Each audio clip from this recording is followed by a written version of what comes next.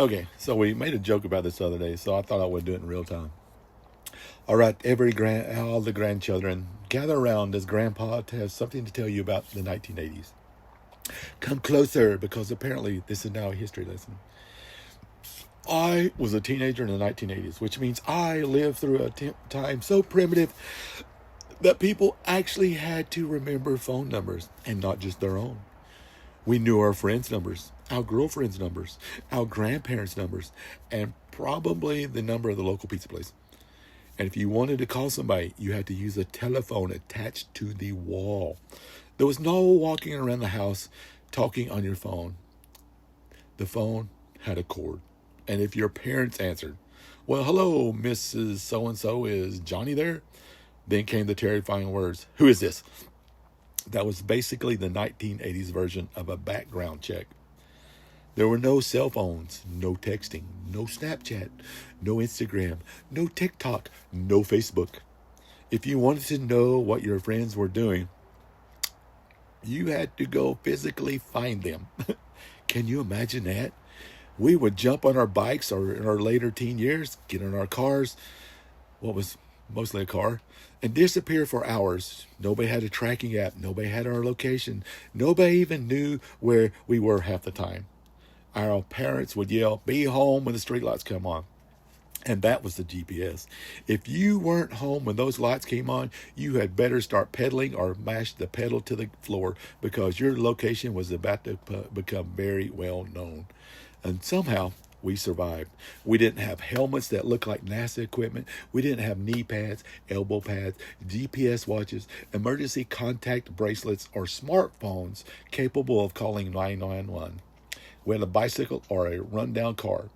Sometimes we had one friend riding on the handlebars or in the shotgun. Safety standards were apparently more of a suggestion back then. And boredom? Oh, you kids cannot understand boredom. We actually experienced it.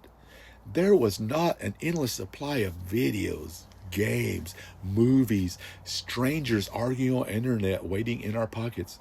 If you were bored, imagine this. We went outside. If nobody was outside, we knocked on somebody's door. If they weren't home, we went to somebody else's house. If nobody was around, we had been in something stupid to do. And that is probably why I'm telling you this story instead of being buried somewhere under a pile of 1980s medical bills. Oh, then there was music. We had cassette tapes. And the cassette tapes had one very important feature.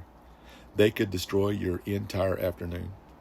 You'd put one in a player, hit play, and suddenly the machine would make that horrible sound, and you'd be like, save the tape. Your tape was being eaten. So you'd pull it out, stare at the tangled magnetic ribbon, and grab a pencil. Yes, a pencil. That's right, a pencil. We used pencils to repair technology back in the day. Try explaining that to someone today. Man, we'd sit there and we'd be sitting there winding the tape back onto the cassette with a pencil like we were performing surgery, kind of like that game Operation. And if you wanted to record a song off the radio, you had to sit there with your finger hovering over the button, waiting for the DJ to finally shut up. Then he'd say, and that was another great song from insert your favorite band here. Click. Too late. Your mixtape was ruined. Oh, and another thing, we had VHS tapes. It won over beta, but that's a different story. If you wanted to watch a movie, we had to go to a video store. You'd walk around looking at hundreds of movies, hoping that somebody hadn't already rented the one you wanted. And if they had, you didn't immediately stream it.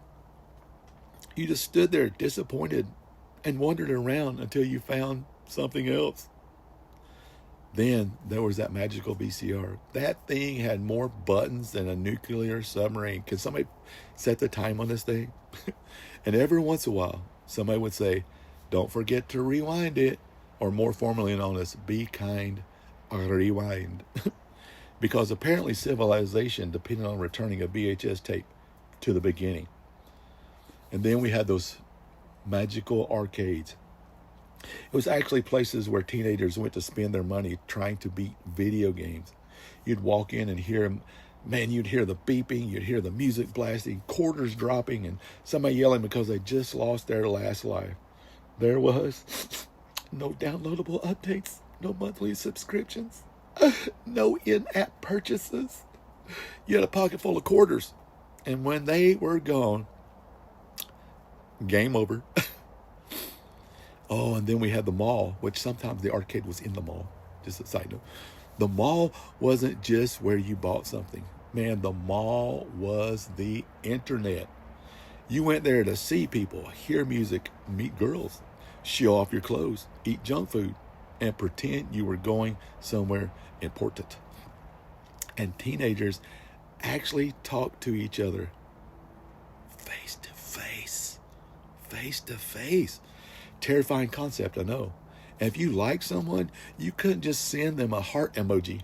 You had to actually walk up to them and say something, which meant there was a very real possibility of experiencing rejection in high definition. No scene notification, no ghosting, just no thanks. And then you'd walk away pretending you absolutely didn't care while your friends laughed at you for the next 3 months. Oh man, fashion was something else too. We had enormous hair. Man, there were some girls that had hair out to here. Can you get in the video?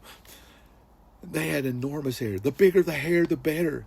There was so much hairspray in the 1980s that I'm pretty sure several holes were punching the ozone layer just from teenagers getting ready for school. Jeans were tight. Shirts were loud. Shoes were questionable. And somehow we thought we looked fantastic. And we probably did. At least that's what Grandpa remembers. And here's the really strange part. We didn't have the internet telling us what everybody else was doing. We didn't know what celebrities were eating for breakfast. We didn't know what some guy 3,000 miles away thought about politics. And we didn't have, 400 people commenting on a picture of our lunch. We didn't care. We did not care. We just lived our lives. We went to school. We worked. We played. Oh, we played hard. And, side note, we got into trouble. We made mistakes, but we learned from them. And sometimes we did something really stupid and had to figure out how to fix it without immediately searching Google for an answer. If you got lost, you found your way home. If you didn't know something, you asked somebody else. I know, it's pretty wild, isn't it? If you wanted to know what time it was, you looked at a clock. If you wanted to take a picture, you had to hope there was film left in that camera. Wind it up to the next frame. And if you wanted to know what happened in the world, 6 o'clock. You had to watch the evening news. Actual news. Not the propaganda episodes of today. That's it. No notifications. No algorithms. No 37 passwords you can't remember. No charging cables. And certainly no little rectangle in a pocket in your pocket capable of ruining your mood before breakfast. So come on, kids. Sit down. Let Grandpa take you back to the 1980s. A time of cassette tapes, VCRs, arcades, mall rats, that's what they called us, muscle cars, big hair, bad fashion, questionable decisions, and teenagers who thought they knew everything. We didn't have much technology, but we had freedom. We had adventures. We had neighbors who knew us. We had friends who actually showed up at the door. And we had parents who could yell your full name from 3 blocks away with such accuracy that you knew you were in trouble before you even got home. And somehow, despite all our questionable decisions, we made it. So remember this, grandchildren. Grandpa wasn't always old. Once upon a time, I was a teenager too.